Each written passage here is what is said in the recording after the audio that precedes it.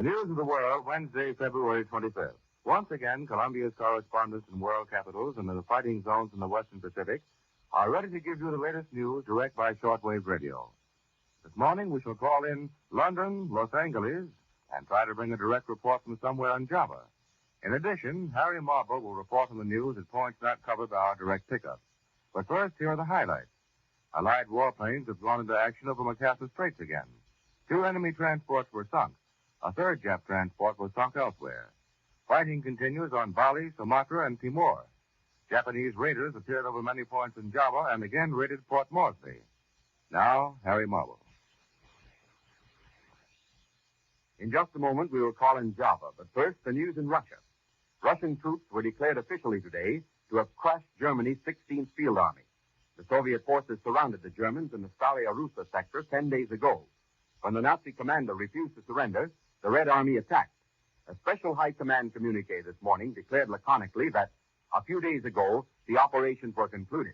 And according to the Russians, they were concluded after 12,000 Germans had been killed, 3 divisions shattered, and vast stores of war equipment captured. This battle is big enough to rival the fighting in the Smolensk sector to the south. Now, for the news direct from abroad, we switch to the Dutch East Indies, to somewhere in Java, for the news by William J. Dunn.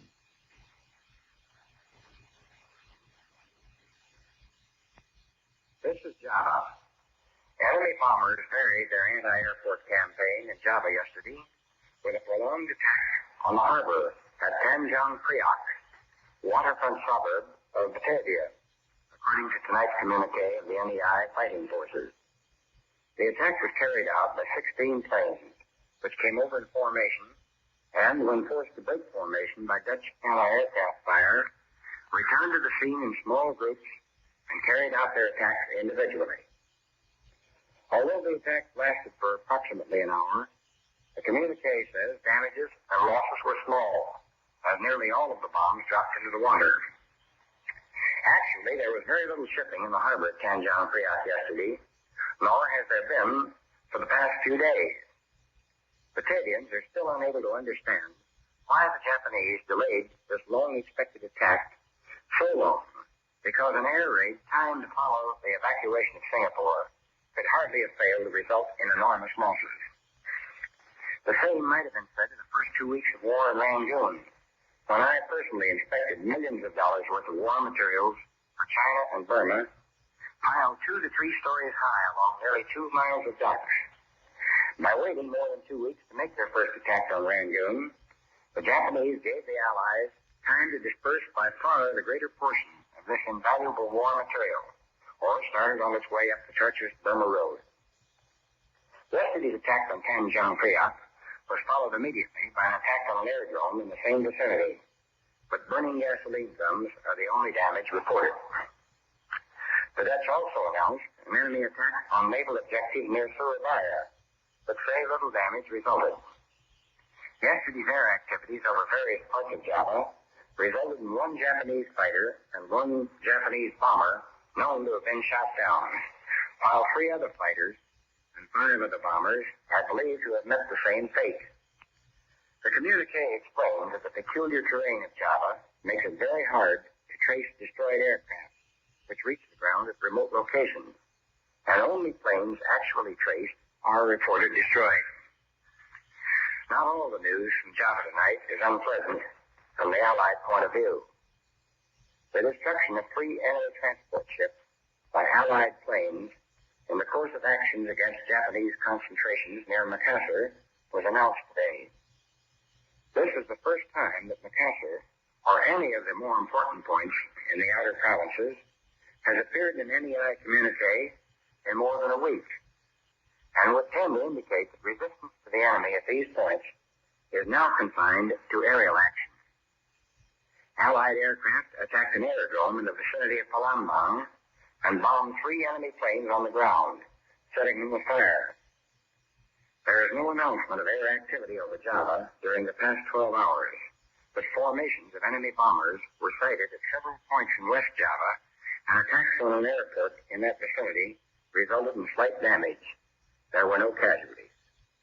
This is William J. Dunn in Java. I return you now to Columbia.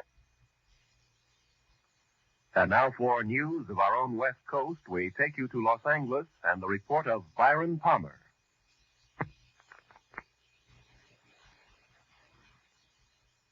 Anti-aircraft guns went into action against unidentified aircraft in the Los Angeles area shortly after 3 a.m. Pacific wartime this morning. The anti-aircraft guns began barking during a blackout ordered by the 4th Interceptor Command at 2:25 a.m. The unidentified object, which some sources thought might be a blimp, moved slowly down the Pacific coast from Santa Monica and disappeared south of Long Beach. Army officials declined to comment on the possibility that the object might have been a blimp. However, it required nearly 30 minutes to travel some 25 miles, far slower than an airplane. Watchers on the rooftop of the Columbia Broadcasting Building in the heart of Hollywood could plainly see the flashes of guns and searchlights sweeping the skies in a wide arc along the coastal area. Concussion of the shells could be felt in downtown Los Angeles, 15 miles away. U.S. Army planes quickly took to the dark skies, but whether they contacted the object has not been announced. Army officials say they will not comment until they receive a full report of the action. Although some watchers say they saw airplanes in the air, semi-official sources say they probably were the U.S. Army's pursuit. Several observers say they saw one or more planes spotlighted by 20 or 30 searchlights. The object moved southward, presumably over Huntington Park at the western edge of Los Angeles, and on southward to about Long Beach on the coast. By 3:30 a.m., observers said the object appeared to be over the south of Long Beach. Searchlights closely followed the object down the coast and kept it centered in their glare. Shells frequently could be seen bursting near the object, but none appeared to hit it. The shooting stopped about 3:30 a.m.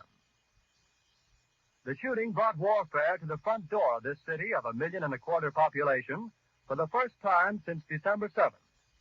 Already it was alert to the presence off the Southern California coast of a Japanese submarine which had pumped 25 shells into an oil field north of Santa Barbara Monday evening. Because of the presence of the submarine, a 3-hour alert was ordered at dusk last night, and civilian authorities stood at their posts while the Army and Navy continued their search for the submersible. The evening alert ended at 10:23 p.m., but another was sounded at 2:22 a.m., and the blackout followed within 3 minutes. It covered Los Angeles County from Santa Monica to Pomona. At 2:27, all Southern California radio stations were ordered off the air, except those in San Diego. Approximately 20 minutes after the firing died down, the ship returned and headed westward from Long Beach toward Santa Monica. The guns went into action again, hurling round after round of shells at the object. The second barrage appeared to be closer to downtown Los Angeles, since watchers could hear the concussion of the guns more clearly, and the flash of bursting shells was brighter. Then the ship disappeared for the second time over the ocean. We return you now to CBS in New York.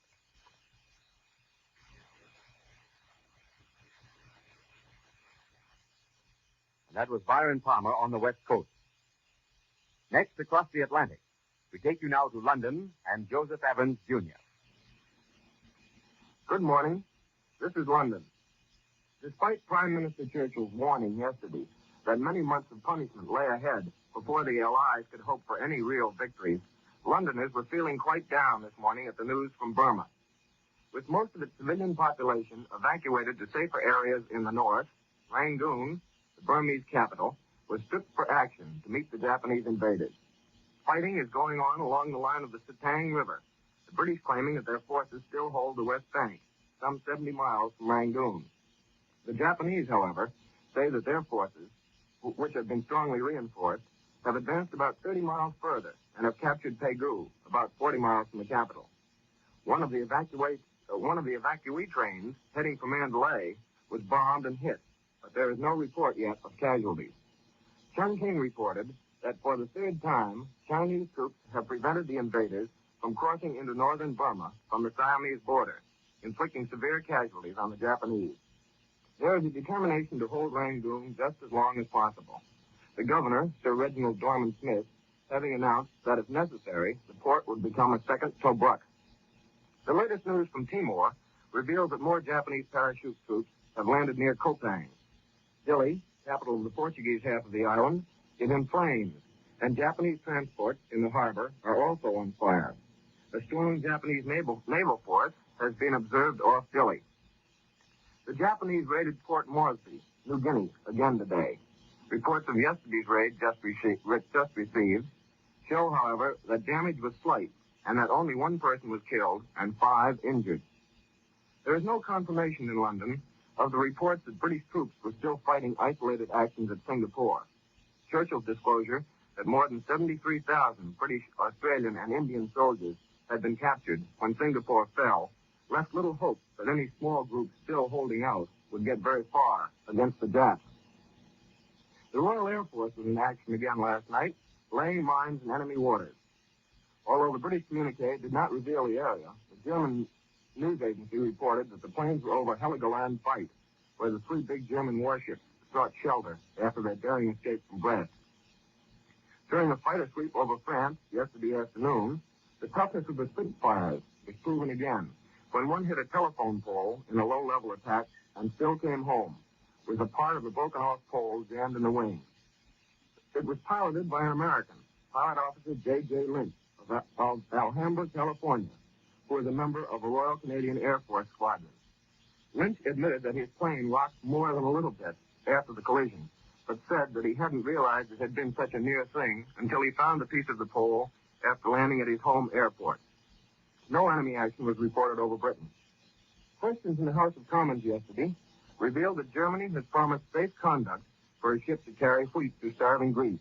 The British authorities are still waiting, though, for a similar promise from Italy before sending the relief ship on its way.